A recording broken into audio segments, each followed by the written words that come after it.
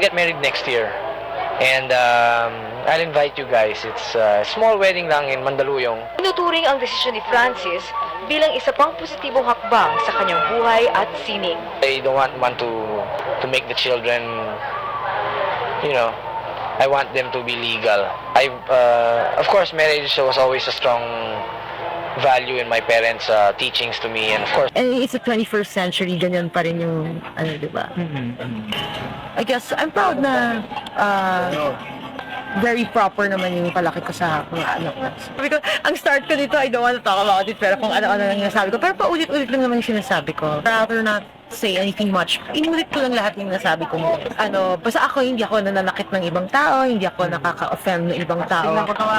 Na I just keep my peace and tinapos sa Diyos ko, lahat. Kasi Kung natatandaan mo si Francis Magalona, ang master rapper, ang legend ng Pinoy hip-hop, ang taong nagbigay buhay sa OPM sa paraang hindi pa naririnig noon. Alam mo rin ang kwento ng kanyang asawa, si Pia Magalona.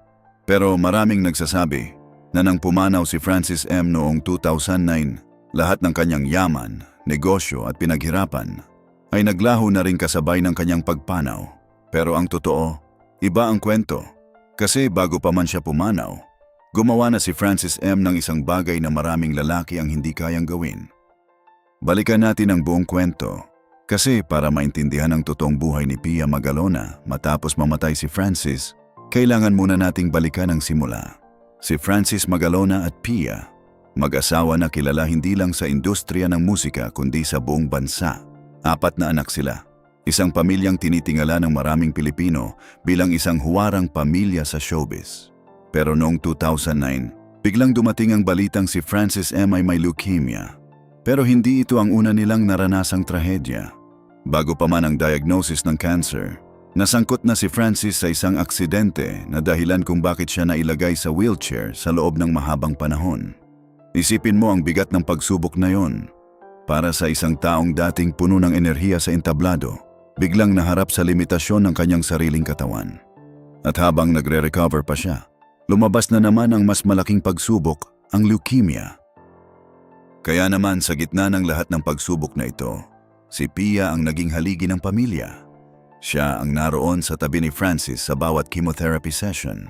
Siya ang naroon sa bawat mahirap na desisyon tungkol sa paggamot. At habang unti-unting humihina si Francis, gumawa siya ng isang desisyon na maglilingkod sa kanyang pamilya kahit pagkatapos na niyang mawala. Pero ano nga ba talaga ang ginawa niya? Ayon sa mga ulat, matagal nang inayos ni Francis Magalona ang kanyang life insurance policies, hindi lang para sa kanyang sarili, kundi pati na rin para kay Pia.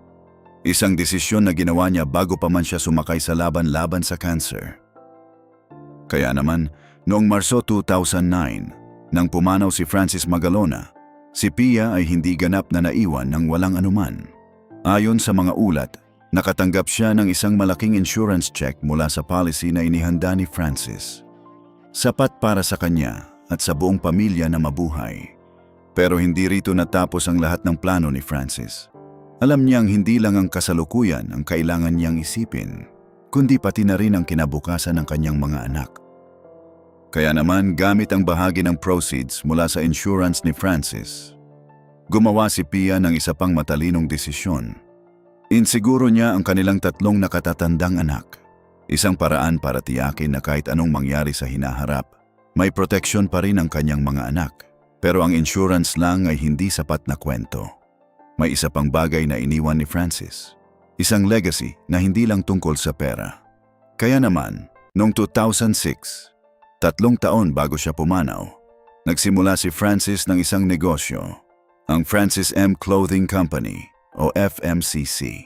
Isang apparel business na dala ang kanyang pangalan at legacy.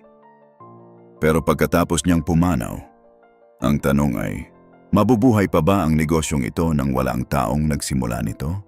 Kaya naman sa halip na hayaang mamatay ang negosyong itinayo ng kanyang asawa, si Pia mismo ang kumuha ng responsibilidad na patakbuhin ang FMCC. Naging siya na ang nagpapatuloy sa legacy ni Francis, hindi lang bilang isang byuda na tahimik na nagluluksa, kundi bilang isang businesswoman na nagpapatuloy ng pinaghirapan ng kanyang minamahal.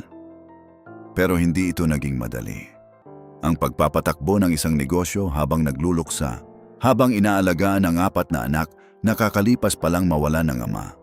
Iyon ay isang klase ng lakas na hindi lahat ay mayroon. Kaya naman sa mga sumunod na taon, nakita natin si Pia Magalona hindi lang bilang byuda ni Francis M., kundi bilang isang ina na determinadong buhayin ang kanyang mga anak ng may dignidad, gamit ang mga pundasyong iniwan sa kanya ng kanyang yumaong asawa. Ngayon, maraming taon na ang lumipas mula nang pumanaw si Francis Men at si Pia. Patuloy na nabubuhay, patuloy na nag-aalaga sa kanyang pamilya, patuloy na iginagalang ang alaala ng kanyang yumaong asawa. Pero sa lahat ng ito, may isang katotohanan na hindi maikakaila. Ang pagpanaw ni Francis Magalona ay hindi lang naging pagkawala ng isang mahal sa buhay. Ito rin ay naging isang panahon ng pagsubok sa pananalapi, sa emosyon at sa pagtitiis para sa buong pamilya. Kaya naman, ang kwento ni Pia Magalona ay hindi tungkol sa isang taong nawala ng lahat. Ito ay isang kwento tungkol sa isang taong naging matatag sa kabila ng napakalaking pagsubok. Isang taong pinatunayan na ang tunay na yaman ng isang pamilya ay hindi lang nasusukat sa pera o negosyo, kundi sa lakas ng loob na magpatuloy kahit pagkatapos mawala ang taong pinakamahalaga sa iyo. Maikli, matunog. Pagkatapos ay mas mahaba para bumuo ng momentum. Insurance policy, isang negosyo, 4 na anak. Iyon ang iniwan ni Francis M. sa kanyang asawa. Hindi kayamanan na basta nawala, kundi isang pundasyon na kailangan pa ring pagyamanin, protektahan, at ipaglaban ng isang babaeng biglang naiwang mag-isa para magpalaki ng 4 na anak. At kung ikaw ay nanonood nito ngayon, marahil ikaw ay isang taong nawalan din ng isang mahal sa buhay. Marahil naramdaman mo rin ang bigat ng pagharap sa buhay nang wala na ang taong dating kasama mo sa bawat hakbang. Hayaan ang kwento ni Pia Magalona na maging paalala mo na kahit gaano man kahirap ang unang mga araw ng pagluluksa, posibleng magpatuloy, posibleng bumangon, posibleng ipagpatuloy ang legacy ng taong iniwan sa iyo. Naubos ba talaga ang lahat? Hindi. Ang totoo, hindi lahat ng bagay na iniwan ni Francis Magalona ay pera o ari-arian. Iniwan niya ring lakas ng loob, iniwan niya ring plano, iniwan niya ring pundasyon na hinawakan ni Pia ng buong tapang. At sa huli, ang pinakatunay na legacy na maaring iwan ng isang tao ay hindi ang bilang ng piso na naiwan sa bangko, kundi ang lakas na naiwan niya sa mga taong iniwan niya para magpatuloy, para bumangon at para patuloy na maniwala na kaya nilang harapin ang buhay kahit wala na siya.